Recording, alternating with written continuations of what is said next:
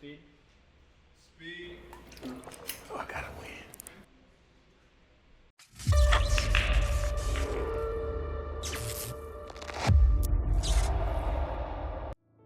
Mike Miller, Mike Art, welcome to Bank One Billiards. Pleasure to have you. Thank you for having me. This is a great establishment. Thank you for having us here. This is a space where I tell you how the game is going to be played, the rules of Bank One Billiards, and what to expect. It's also a space where you can ask any questions that you might have. So it's straight 8-ball. So that means we're playing in the kitchen. Cue ball, if it's scratched, you put it behind the line. It's not ball in hand, you can't put it anywhere you want. You have to bank one of your object balls or the 8-ball to win. So that's 2 rails or better with the cue ball, or banking your object ball off the rail into the pocket, that's a bank. When you break, you will call either stripes or solids. So if you make a stripe, you got stripes. If you make a solid, you got solid. If you make one of each, then you have to choose. If you don't make the shot after that, then it's my turn to choose. With that, do you have any questions about the game? No, sir. Cool. Yeah. All right, let's go to the game. Let's get it. All right, Mike, all right, everybody, give him a round of applause. Stick.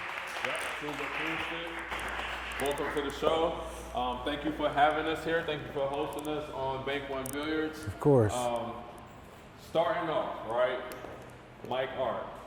Tell us a little bit about yourself that the world might not know. That the world might not know. The world don't know too much about me yet, so it's a lot. But I'm co-owner here at Greenlight. I've been painting for about 10 years now, tattooing about 15 years. One of the things before we get into a couple other questions, do you want to play this game today competitively, or do you want to do a learning experience? Competitively. Competitively, okay. Absolutely. So you see that board right behind you right there? Yeah. That's the only person that ever beat me in the game competitively. All right. Are you sure competitive? Because the viewers like to learn too. Competitive. Competitive. Let's do it. Let's 100%. do it. I like it. I like it. When did you get into art? As far back as I can remember, honestly, like 5 years old. Me and my brother used to draw together all the time. I would say our grandmother encouraged us the most. So I remember drawing at her house a lot, like at the kitchen table, and always trying to draw better than him. I always felt like he was better than me. I don't know if he felt the same way about me, but just like I want to compete with you today, that's just my nature. So it's competitive, even through art. Yeah, it's like in a friendly way, you know, not like we push each other to be better, right? You know what I mean? I respect certain artists. If I'm speaking about my brother specifically, it's like keeping up with each other, you know? So I think it was like that, and that's what pushed me to keep growing. So what does that look like? Is it more so if we just play basketball, right? Right. So if we play basketball, I average more 3-pointers than you average 3-pointers in the season, right? How does that look in the art world with you all? Man, I mean, art is subjective, right? It's not like numbers, like a sport or something like that. But I think, at least for us as artists, like we could see, like we got that eye, like we know what's quality and what's not. And we know who are the greats and who's just like kind of good and who's not good at all. So it's more so you looking at it as like, yeah, bro, that's the one right there. Absolutely. I got you. Yeah. I got you. I read about you that your art was self-taught. Yeah. And you didn't go the traditional route of the schooling and all of that stuff. Right. So talk about how do you navigate without that structure of school? How did you navigate that to be as successful as you are today? Man, I don't really believe in luck, but I've been fortunate. I think, honestly, if you just put the work in and anything you do, it's going to work eventually. And it just kind of worked out for me. And I think my timing was perfect, too, with tattooing. At least here in the city, like when I started, there was only one premier black tattoo shop at that time. And I was there, like, at the time when it was at its peak. And I was fortunate to be in that position. Like there's a book by, I think, Malcolm Gladwell, The Tipping Point or something like that, where it talks about timing and how that could have something to do with your success. And I believe that really has something to do with mine. Let's get into it. Bet.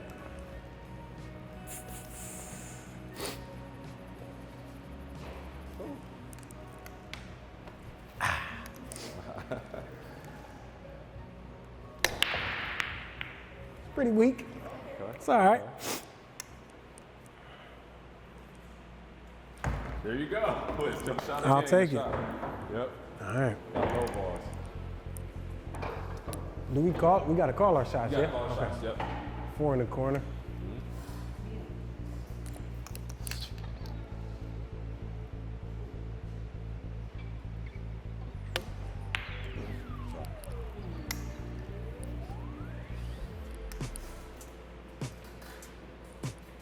Go.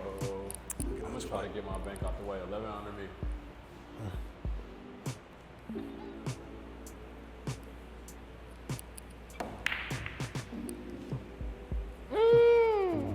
I want to break these up, but let's take that 4 in the corner again. Corner, yep. Yeah.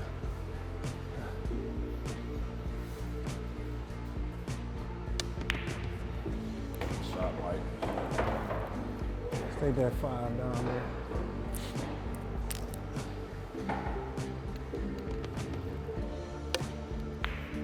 Another shot. So if I don't have a shot, then You what? can just call safety. All right, call safety. Yep.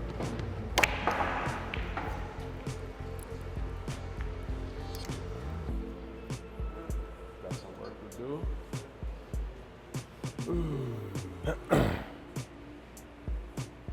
Combination, 13 to the 9.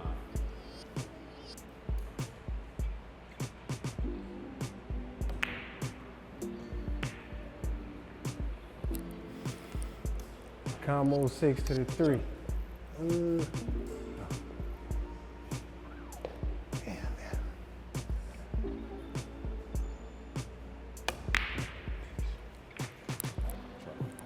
Let's go to our first segment, Mike. First segment, we always do billiards history, the sport of tattoos.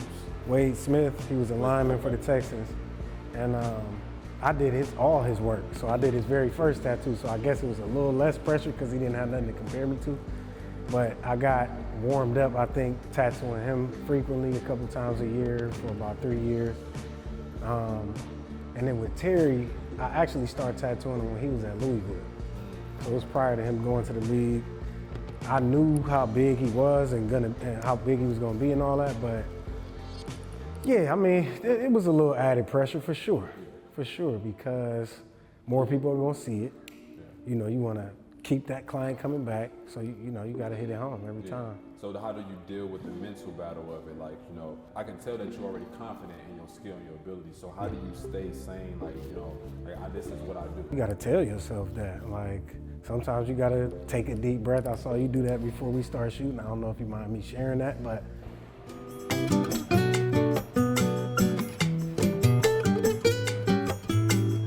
All right, action. I understand, you know, this cat I used to tattoo with told me to do that, like breathing exercises anytime I got nervous, like when I first started. Very nerve-wracking, you know. It's permanent stuff. I was about to say it's permanent, so this is forever on something. Yeah, now we could cover stuff, but still, you don't want to put nobody through that. So, yeah, you kind of got to talk yourself up and just remind yourself, like, this is what I do, this is what I'm supposed to be doing. If I wasn't, I wouldn't be here right now. This opportunity wouldn't be presenting itself if it wasn't supposed to happen. Yeah, you know? Absolutely. Yeah. So I hope we can have some fun with this segment. WNBA, Brittany Griner, how do you feel about her tattoos? From this picture? Yeah, from this I mean, picture right I don't like that lion on the shoulder at all. It don't have a mane at all, so it's just like a big mouth. But the color sleeve looks pretty good. Okay. From this side. So yeah, so what? Because from my eye, you know, I'm not into the tattoo and all that, but I'm like, that's a pretty detailed. But you can see like past what's on her arm right now. You looking at it from different layers. Yeah, I'm looking at the design first, and then the composition, like how it's laid out. So the black and gray sleeve, it needs some help for sure. Yeah. I mean, that's right here. Yeah, right? that's unfinished. You can tell that's unfinished, but the color sleeve looks good. Looks really good. Yeah. So does the placement of the body matter too? Absolutely. So if she had the tiger or was that lion on her, like right here, how would you have did that? You know what I'm saying? Honestly, you could do a lion on the shoulder. You just need to give it more mane. Like if it's a lion, like that's one of the main features on a lion is the mane. It's the mane. Gotcha. And then I don't know. I just don't like the design itself of the lion. Jackie Gemelos. She's a former WNBA player. What do you feel about her tattoo? That's hard. That's hard. Yeah. So that's what I'm saying. I mean, You can see the difference. Yeah, you can see the it. difference. So it's more detailed. Yeah. And it kind of pop out more. Yeah. Also, when I look at something that like I can't fully comprehend, where it's like, damn, I wouldn't even know how to begin something like that, then I respect it a lot more. So. How often do you have to go over the tattoos to keep it that detailed? She got multiple sessions done on that, I'm sure. You go over one section just one time, but I'm saying she probably hit different sections at a time instead of doing that all at once, But it should hold up. The way that it was done, it looks like it'll hold up over time, for sure. Oh, what you got, John?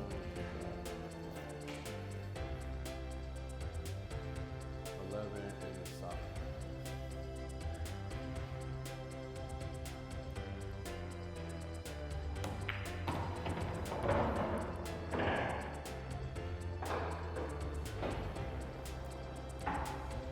About a 10 to 13 in the corner.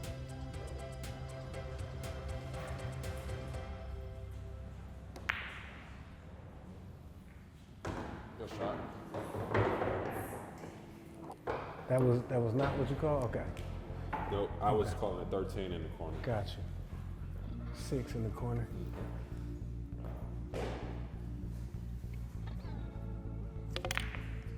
Did I kind of double tap that? Oh, that's good. All right, we're straight? Okay, cool. For sure. Let's go 3 in the side.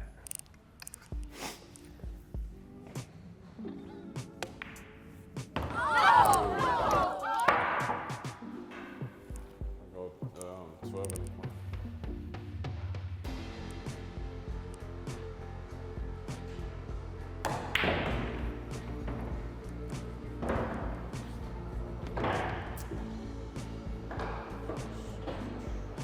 Cross one.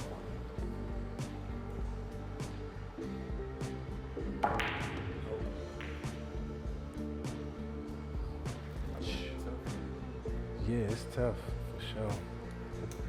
So would this count as a bank if I say 2 in this corner? That will be a bank. Yeah. Let's try that. That was the right call. Oh, good help. Creative versus artist. Is there a difference? What's the similarities? The question I have for you is your environment. How important is your environment when you're tattooing or creating one of your canvases? Very important. I've created in completely different environments, like all over, throughout the years. But for example, when I did the pieces for Terry most recently, I got to paint those at his crib. I had the crib to myself for a whole month. So painting in a mansion by myself versus painting in the basement, it's gonna feel completely different, which I've done that too, right? And I feel like what I produced there, or at least just the whole process and experience, was just so much better. So much better in the mansion. Oh, absolutely. It felt better, yeah. I mean, I've never felt that good creating somewhere, but don't get me wrong, when I painted in that basement or in the attic, or still some of my favorite work, yeah. What's the hardest thing about tattooing? The fact that you really only get one shot to get it right. The clients are so different. Some people might move, some people might just give you a harder time than others. Like working on people, basically, versus working on something that's inanimate, like a canvas. So you don't know what to expect when you're working on people. Hashtag visionary. I read that mixed media is your preference. Yeah. It's your preferred medium because it allows you to explore and experiment. What does visionary mean to you? Seeing what other people can't. Perfect. Mike's legacy. What will it be? What would it be? When I create, I keep in mind like what I'm doing is, it wouldn't be here without me, right? Just like what you're doing right now. If you didn't come, well, the whole team, if you didn't come up with this idea, it would never happen. So that, empowers me, just knowing like I'm leaving something behind that wouldn't exist if I didn't exist. And then obviously I got children. I got 2 kids, so I just think about the way that I'm teaching them and the way that they'll carry on what I've started. Or your 2 kids, they both creatives, Yes, artists and all that? for sure. Is it just natural, or is it more so like, look what dad doing, you know, or is it like, nah, like they want to create something? I think it's because they're around it, but I also think all kids are kind of creative and imaginative. And then some of us just keep going. This is one of my favorite pieces. First, just tell us about this piece a little bit. Okay, it's a part of a 3-part series, so it's 2 other pieces that go with it. The series is called Deprogram. This is called Disconnect. The other 2 are Unplug and Detach. So the explanation is kind of in the titles, right? And then if you look and read like all the words that's in the pieces, it'll explain it even further. I typically don't explain my pieces. I like to hear people's interpretations of what they see, and sometimes they see stuff that I didn't even see, and changes my perspective on my own art. Even now, I was feeling way too attached and connected to my phone specifically, and I still feel that way. It's like a battle, and I think a lot of y'all can relate to that. A lot of people can. And I just felt the need to disconnect, and I took like a 30-day social media break, and I was also working on a piece for Gina, Terry's mom, for her book cover when I was before I started this, and that was like so meticulous, and I had so many directions to follow. I had to create what she wanted. So I was like, man, I just gotta let loose. And I was painting in the attic at the time, so I started throwing paint on the walls all over the place. And this style was kind of birthed from that. So if you look at anything I did before this, it was not abstract at all.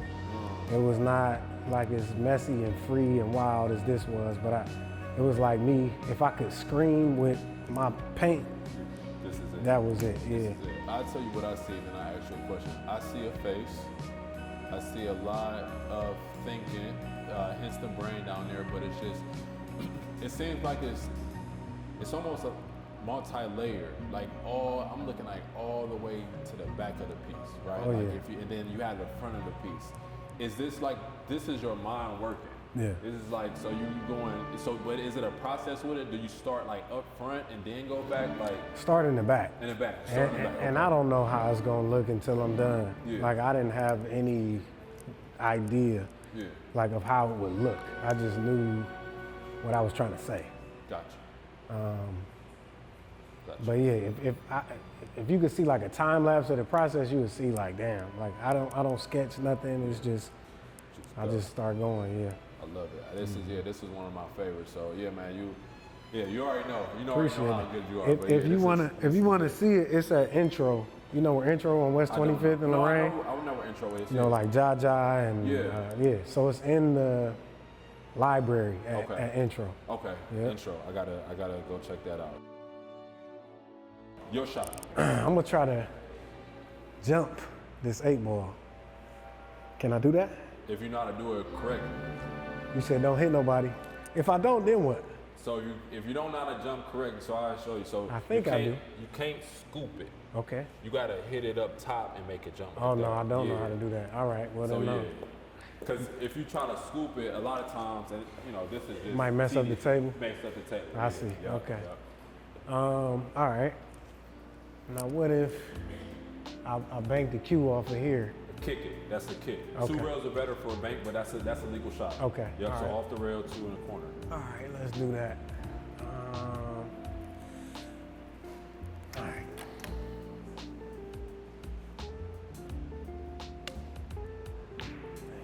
Good shot. Oh, that was the right shot.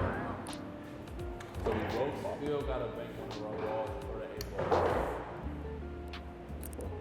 Do the 15 in the corner.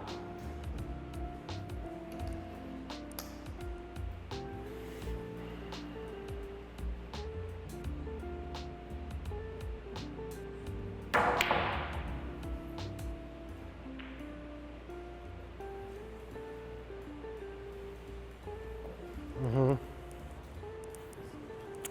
2 in the corner. Yep.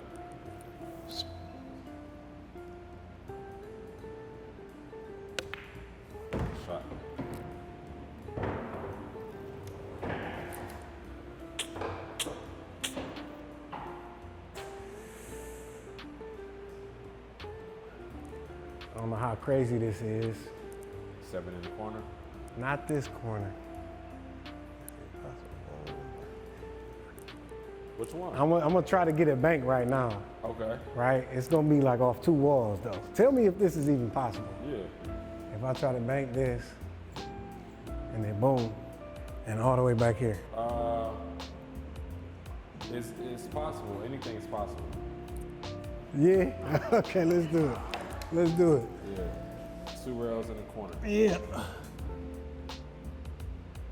There we go. Yes. Good try. Take that.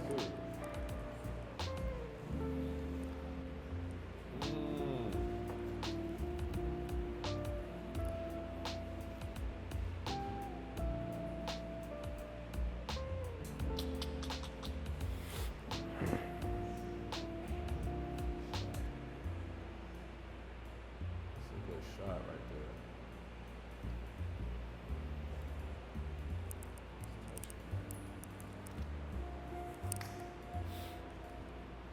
Coming for this. Yeah, 9 ball right there. Combo, 13 to the 9 right there.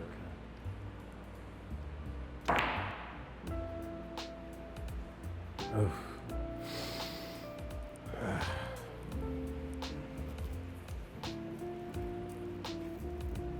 I'll try to get this bank. I love it. Yeah. Okay.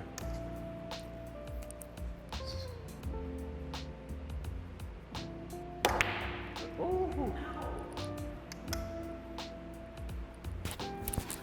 Time flies, Mike. Every time we have a guest on Bank One Billiards, we take a look at their Instagram. 2 young men right here. Looks like it's on a boat at nighttime tattooing. Yeah. Give us more context of what's going on right here.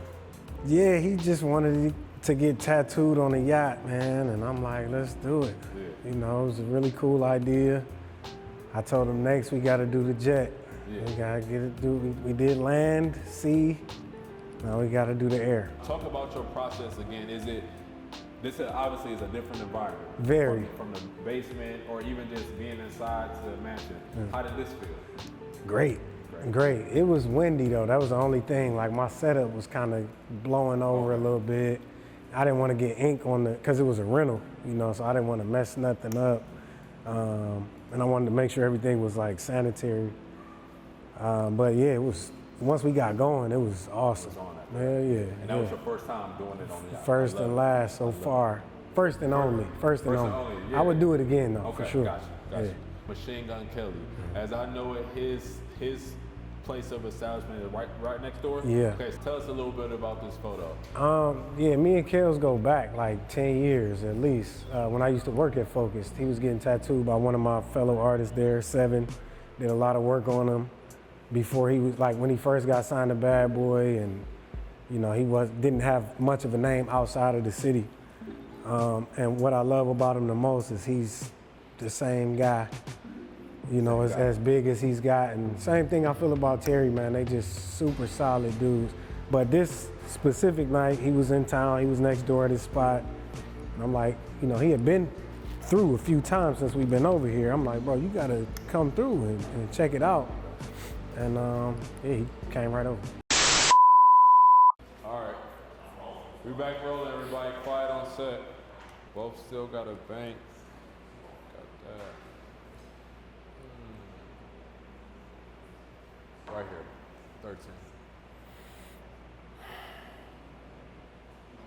13. Woo! Woo-hoo! That was it, too. All right, so, Yeah. you know, I make this normal. What happens on the 8 ball again? You gotta bank the I gotta 8 bank ball. the 8 ball. Can't just hit it straight All right, in. gotta bank the 8 ball. All right. What's that? 7? 7 ball. In the corner. Oh wow.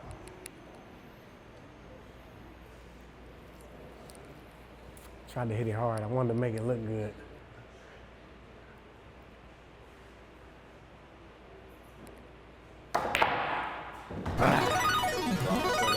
All right. 9 straight up.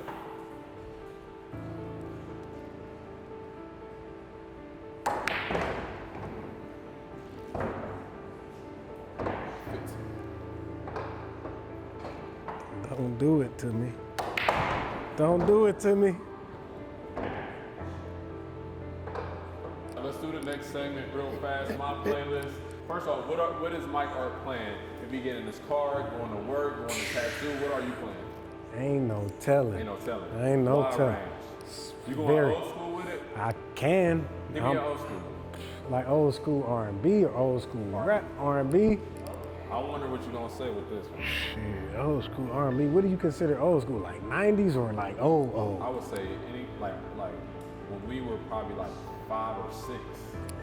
If I'm going old school, I'm really going old school, like Al Green type. Al Green, yeah. Yeah. I was gonna say something like, well, I was gonna say Sade. Okay, yeah, for sure. She on there too. Yeah, for sure. Yep. So what we're gonna do with this one, we're gonna put some artists up. You tell me which one you're gonna choose, what you're gonna listen to. We got Drake or we doing Future? Which one? Future. Future. I agree with that. Yeah. But even though Drake is like, I'm not yeah, a Drake we can't fan. play around like No, that. big Future. The next one we got Fabulous or Nas. I would probably go with Nas. I would go with Nas. Because I listen to Nas more. I just tend to listen to Nas more than Fab. Yeah. I ain't really listened to a Fab album since. My bad. What's the name of it? We talking like almost 20 years ago. I wouldn't be able High to tell school, you. yeah. So what is it about your music choice? Is it more so the lyrics? Is it more so the beat? Is it the vibe? Like, what do you look at? I look at it all, but depending on my mood is gonna be like what I choose, what I want. Like, depending on my mood, it might be lyrics, might be beat, might be up tempo, slow, whatever. But yeah, you can ask them, like when I'm on the speaker in here, You got a variety. it ain't no telling what's gonna come on. For sure. So All it's my shot. It's your shot, man. Should have took my time. I'm gonna bring it back here. Oh, Bank? Yep. Okay. And I'm already straight out. No, I I'm know. gonna bring it Yep. back. Very fucking good shot. Please stop. All right. Mike still got to bank everybody. I but do have to and bank. John straight out.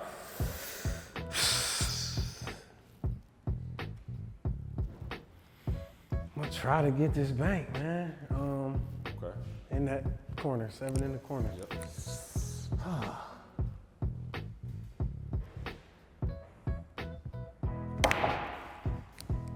was the right shot. Damn. Couple more seconds for you before we get out of here. Green Ooh, light that's tattoos. a bad steal shot. We're gonna play the video for you right now. Woo! Tell us about Green Light Tattoo and what inspired you to acquire this location. This gotta be the best location we could have acquired in the city. It's kind of self-explanatory, but yeah, you go outside, there's so much going on out there. From restaurants to bars. Also, we're the first tattoo shop in this area, in the Flats. Ever.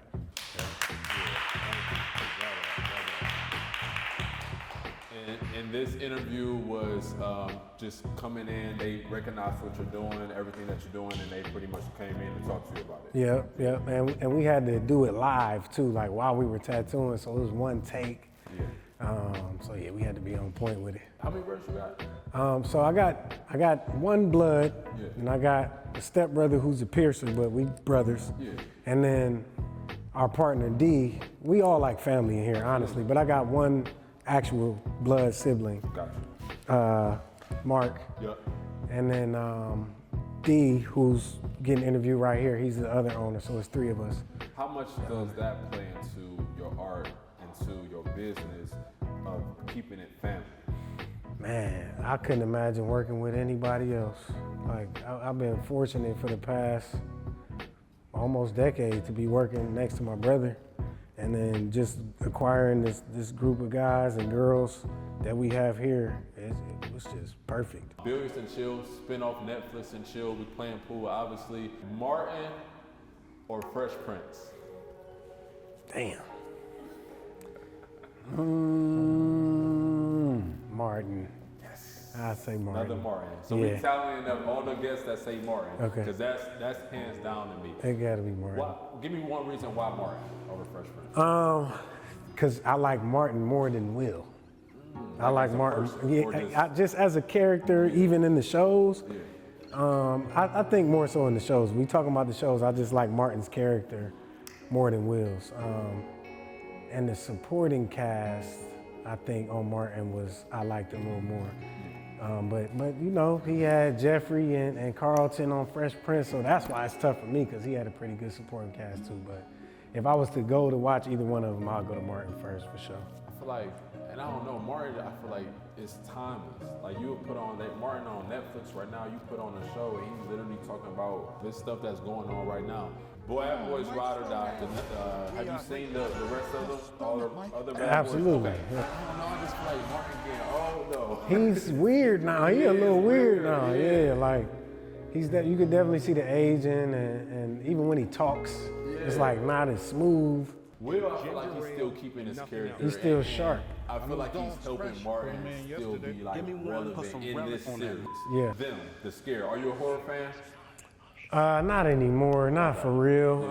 I just saw this preview like last night, and I'm tempted to watch it because wasn't there a series or a season before this one? Before this one. And I did watch that. Yeah, okay. And I finished it. I was pretty into it, but just kind of recently, I'm like, I try to pay attention to how I'm programming myself. You know what I mean? What I'm putting in my subconscious, and I know this is going in there somewhere. Like, do I really want to see this? You know, I watch what I put in my body, like in every way. You know, what I eat, what I listen to, what I watch. So. And that's what I was gonna ask you. How much does like your spirituality play into your art? I mean, it's a part of my life. You know, so yeah, it's a huge part of my art. Yeah. My genre is horror. Okay. And what I want to do with it is just kind of like how Little Marvin did with them. He talked about racism, segregation, redlining in that first series you worked in. Yeah. But he just made it as a horror. You know, for example, I'm in pre-production for a film called, and it sheds light on the homelessness that goes around in the country. You know how That's big right. it is. So is this kind of like Jordan Peele type stuff? Jordan Peele. Because I loved Get Out. Yep. I mean, that's still a classic. Everything he really does. I just watched Monkey Man the other night. Are you saying that? Yeah, You like that? that was pretty good. Yeah. And this gives me that same kind of feel, which is why I watched the first season. Yeah. And I'm tempted. I'm not gonna lie. I'm tempted to watch it because it's probably good. Yeah, but I understand like watching what you put in your mind, your subconscious. So I guess what I'm saying for me, I definitely am aware of that. But my whole goal, and I don't know if this is Lil Marvin goal or Jordan Peele, is to like shed light on different issues that's still going on. So yeah, just in a horror sense. But I get that. I would check out what you do just because you did it. I would at least check it out. That. Yeah, absolutely. I for sure. that. Yeah, it's my shot. It's your shot, man. It's pretty. Yeah. Well, we are inviting guests on for another round. Okay. 84 corner pocket. That's how you feel?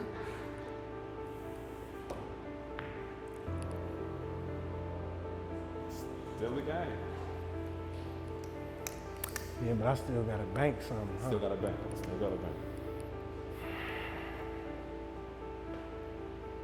That's crazy. I'm gonna go 7 in the corner. Yeah.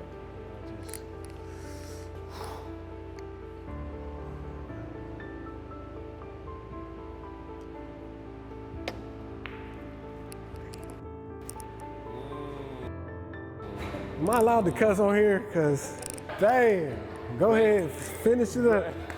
Finish it up, man. Finish it up. And mental health, we're big on mental health. This game is, I use it as, a stress reliever. Anytime I have a hard day at work, I go shoot pool. Brought to you by Tri-C, our summer interns. A lot of them are in here, so definitely want to just give them a round of applause for putting this together.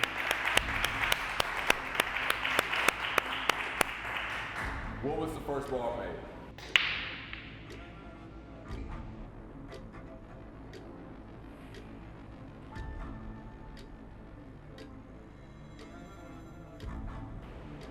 Was it? What's the yellow? Was it yellow solid? Yellow's one. It's a 1. I think it was a 1. Yeah, we want to kind of show the relevance of, playing this game can improve, your memory and stuff like that. That's cool. With that being said, we got our last audience pop quiz. What was the name of the piece Mike Art created in 2022? 20 seconds. 5, 4, 3, 2, up. We got a winner. It's Disconnect. Yes. Whoever phone number starts with 534 C Media for the prize, she has a gift card. All right. This is the end. This is it. Scratch Actually, that. This is a lot of. Go ahead, man. Put that white ball in there with it.